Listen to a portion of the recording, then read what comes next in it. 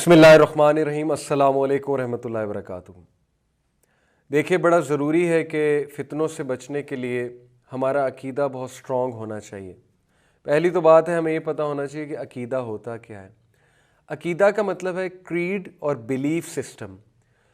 हर इंसान का ज़िंदगी में कोई ना कोई बिलीफ सिस्टम होता है, कोई ना कोई अकीदा होता है किसी चीज़ के बारे में। मिसाल के तौर पे हमारा ज़िंदगी के बारे में क्या बिलीफ सिस्टम है कि ज़िंदगी है क्या, क्या ज़िंदगी खा ले पी ले जी ले का नाम है, या ज़िंदगी क्या है, असल में इम्तिहान है, ये एंजॉयमेंट की जगह है, ये है क्या।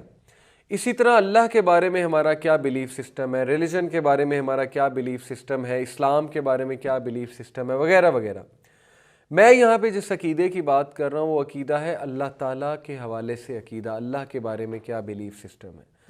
बहुत ज़रूरी है कि इंसान को अल्लाह का वो नॉलेज हो और इस्लाम का वो रिक्वायर्ड नॉलेज हो जो उसे इक्विप करेगा फ़ितनों से बचने के लिए।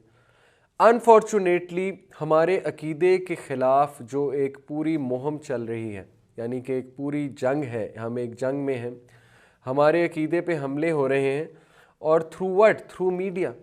मैं आपको आज बॉलीवुड की मिसाल दूंगा कि किस तरह हमारे नौजवानों के अकीदे ख़राब किए जा रहे हैं। ऑल्दो वो लोग अपने मुताबिक मूवीज़ बना रहे हैं, अपने मुताबिक गाने बना रहे हैं, लेकिन हमारे नौजवानों को ये इल्म नहीं कि शायद उन चीज़ों से हम कितने इफ़ेक्ट हो रहे हैं, हमारे अकीदे कितने ख़राब हो रहे हैं। मैं आपको चंद मिसालें देता हूँ। देखिए, खुदा का कॉन्सेप्ट अगर वीक हो जाए हमारे माइंड से और ज़िंदगी का एक ऐसा फ़लसफ़ा हमें दिखाया जाए जिससे हम गैर ज़िम्मेदार हो जाएं, अपने असल मकसद से हट जाएं। जैसे कि आजकल आपने देखा है कि हर नौजवान जो है वो इश्क मशूक़ी के पीछे लगा हुआ है, क्योंकि बॉलीवुड में मकसद ही ये है, हर मूवी की थीम ऑलमोस्ट यही होती है कि ज़िंदगी का मकसद सिर्फ इश्क लड़ाना है, शायद ज़िंदगी का मकसद बस खा ले पी ले जी ले है। तो किस तरह वो अपने गानों के थ्रू हमारे माइंड्स को करप्ट कर रहे हैं और हमारे नौजवानों के अकायद को ख़राब कर रहे हैं, इसमें मैं आपको कुछ मिसालें इंशाल्लाह ताला देता हूँ। पहली तो बात यह है कि आपने देखा होगा कि हर मूवी में जो सक्सेसफुल बंदा होता है, जो कि कामयाब बंदा दिखाया होता है, वो दूर दूर तक रिलीजियस नहीं होता है, ऑलमोस्ट हर मूवी में।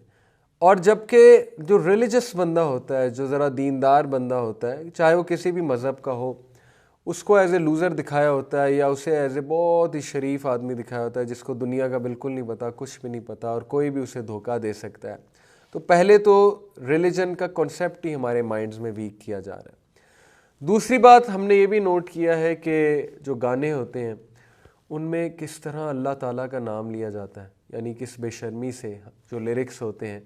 और ये ज़ेब नहीं देता मुसलमान को कि अल्लाह रब्बुल आलमीन का गाना, क्योंकि अल्लाह सुब्हानहू व तआला ने कहा ना, सब्बिहिस्म रब्बिकल आला, अपने रब की तस्बीह बयान करो, अपने रब का नाम जो है उसको बुलंद करो। लेकिन आप देखते हैं कि बॉलीवुड में फहश किस्म के जो गाने हैं उसमें अल्लाह का ज़िक्र होता है और उसमें उन्होंने अल्लाह का नाम लेकर लिरिक्स बनाए होते हैं। तो किस तरह से वो अल्लाह सुब्हानहू व तआला की तौहीन मेरे तो नज़दीक हो रही है उन गानों में। दूसरी बात, कुछ जो लिरिक्स हैं वो कितने फुलिश लिरिक्स हैं अगर हम उन पर थोड़ा सा गौर करें, जो हमें एक फैंटेसी के वर्ल्ड में ले जाते हैं। और महबूब के लिए वो जो है गाना गाने वाला बहुत कुछ कह रहा होता है, हालांकि असल में रियलिटी क्या है। जैसे मैंने आपको कहा था कि ब्लू पिल और रेड पिल का जो कॉन्सेप्ट है, रेड पिल से मुराद है वो पिल जो हमारी आंखें खोल देगी। मैं आपको एक लिरिक्स कोट करता हूँ कि वो जो शायर है वो कहता है कि हम तेरे बिना रह नहीं सकते, तेरे बिना क्या वजूद मेरा। अब देखें ये किस तरह के लिरिक्स हैं कि वो क्लेम ये कर रहा है कि तुम्हारे बगैर मेरी ज़िंदगी ही कोई नहीं, जबकि अल्लाह सुब्हानहू व तआला कुरान में हमें कहते हैं कि कुल इन्न सलाती व नुसुकी व महयाया व ममाती लिल्लाहि रब्बिल आलमीन, कहो मेरा जीना, मेरा मरना, मेरी इबादत, मेरी सेक्रीफाइस सब की सब अल्लाह रब्बुल आलमीन के लिए। लेकिन अल्लाह तो दूर की बात, उन गानों में बाकायदा हमें ये सिखाया जा रहा है कि दिल कुछ इस तरह से लगाओ, ऑब्वियसली नॉन महरम से, और दिल जो है वो कुछ इस तरह से लगाओ दूसरों से कि डूब जाओ, उस इश्क में डूब जाओ और उसके लिए कुछ भी कर दो। तो मेरे नज़दीक ये एक फुलिश कॉन्सेप्ट है।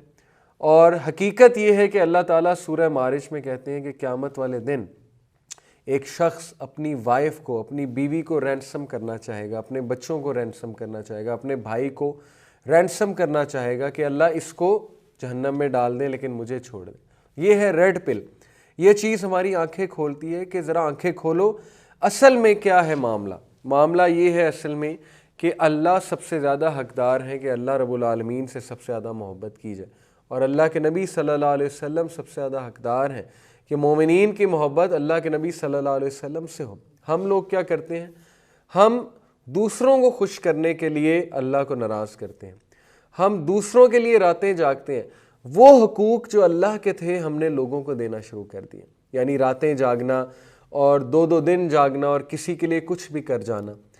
तो ये अल्लाह के हुकूक हैं, और अल्लाह के हुकूक ये हम निभाएंगे तो अल्लाह हमें ज़िंदगी में बहुत कुछ देंगे। लेकिन अगर ये हुकूक मिसिंग है, अगर ये चीज़ें हम महबूब के लिए तो कर रहे हैं, अपने माशूक के लिए तो कर रहे हैं, और अल्लाह रब्बुल आलमीन को हम बिल्कुल भी वक्त नहीं दे रहे, और हमारी ज़िंदगियों में 1% भी स्पिरिचुअलिटी शामिल नहीं है, दीन शामिल नहीं है, अल्लाह रसूल से मोहब्बत शामिल नहीं है, हाउ कैन वी एक्सपेक्ट कि हम फितनों से बचेंगे?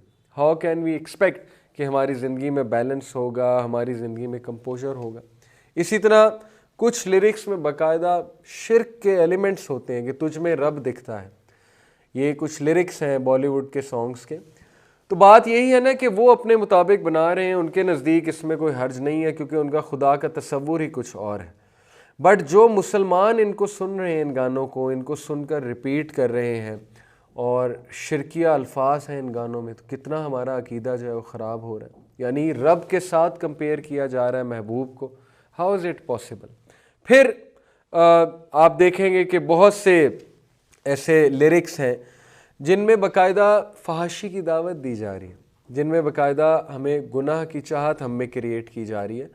और मैं ऐसे लिरिक्स कोट कर सकता हूँ लेकिन मुनासिब नहीं है, आप लोग बेहतर समझते हैं कि किस किस तरह औरत को मुखातिब किया जाता है आइटम नंबर्स में, आइटम सॉन्ग्स में, और बहुत मशहूर हैं ये गाने। लोग, हमारे नौजवान ये गाने सुनकर एक और ही फैंटेसी के वर्ल्ड में गुम हो जाते हैं, अपने आप को हीरो समझने लगते हैं और इसी फैंटेसी में रहते हैं, इसी फैंटेसी में ज़िंदगी बसर करते हैं, जबकि मौत का फ़रिश्ता करीब से करीब आ रहा है, मौत करीब से करीब हो रही है, और कुछ पता नहीं कब जो है वो मौत का फ़रिश्ता हमारी रूह कब्ज़ कर ले। ये है रेड पिल। लेकिन ऐसी बातें ऑफ कोर्स हमें पसंद नहीं। ऐसी बातें जब हम करें कहीं तो ज़ाहिर है लोग कहते हैं कि आप डराने वाली बातें ना करें बल्कि आप कोई अच्छी अच्छी बातें करें। तो ये बातें रियलिटी हैं, और बॉलीवुड आपको ब्लू पिल दे रहा है, उन्होंने एक फैंटेसी का वर्ल्ड आपके सामने क्रिएट कर दिया है। लेकिन कुरान और हदीस आपको रेड पिल देती है, हमारी आंखें खोलती है कुरान और हदीस, और हमें हर वक्त अलर्ट रखती है कुरान और हदीस के। अलर्ट रहो, क्योंकि फ़ितनों से मुकाबला करना है तो तुम्हें अलर्ट रहना पड़ेगा। और मैं आपको कुछ और मिसालें देता हूँ बॉलीवुड के सॉन्ग्स में कि बहुत से सॉन्ग्स में शिकवा भी होता है, अल्लाह से शिकवा होता है, रब से शिकवा होता है।